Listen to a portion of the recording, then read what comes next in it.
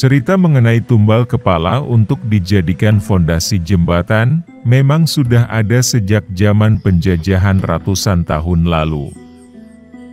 Saat itu, negeri kita tercinta ini masih mengandalkan rakit sebagai cara untuk menyeberang sungai. Suatu ketika, ada salah satu petinggi Belanda yang juga ikut menyeberangi sungai dengan rakit.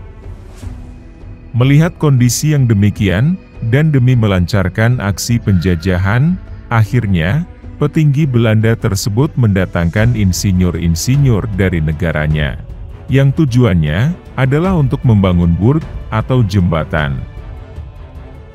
Dalam hal pembangunan jembatan, insinyur Belanda melibatkan warga sekitar. Namun karena minimnya pengalaman yang dimiliki warga saat itu, mereka kebingungan dan tak tahu apa yang harus dikerjakan. Karena kebingungan itulah, beberapa warga memberanikan diri untuk bertanya kepada si Menir. Begini kira-kira yang ditanyakan oleh warga tersebut. "Menir, bagaimana cara yang ampuh agar kami bisa membangun jembatan yang kuat dan awet?" "Dengan ini," jawab si Menir sambil menempelkan jari telunjuk tepat di kepala orang yang bertanya.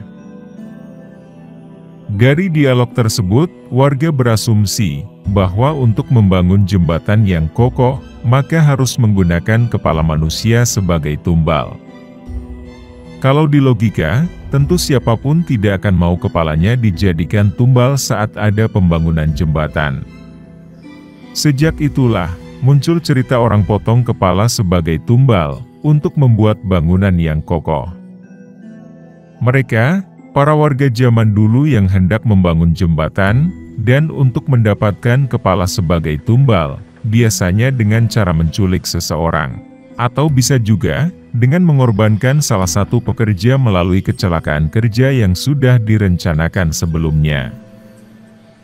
Setelah pekerja meninggal, mayatnya lalu ditanam bersama fondasi jembatan yang hendak dibuat. Namun sebetulnya, yang dimaksud oleh si Menir bukanlah seperti itu. Menir Belanda menempelkan jari telunjuk di kepala pekerja, dengan maksud menggunakan isi kepala untuk menghasilkan jembatan yang kokoh, alias menggunakan kecerdasan otak. Inilah yang mungkin sampai sekarang masih menjadi kesalahpahaman arti dari masyarakat kita. Terutama adalah masyarakat Jawa yang sampai sekarang masih percaya dengan mistis. Lalu, bagaimana mitos yang berkembang di tempat sobat semua jika hendak membangun jembatan atau membuat bangunan yang tinggi? Apakah memang benar harus ada yang ditumbalkan? Silahkan berbagi pengalaman lewat komen di bawah. Itulah sedikit sejarah mengenai tumbal kepala manusia saat hendak membangun jembatan pada zaman dulu. Ingat, jangan mudah percaya sebelum membuktikan sendiri kebenarannya. Salam pemburu mitos.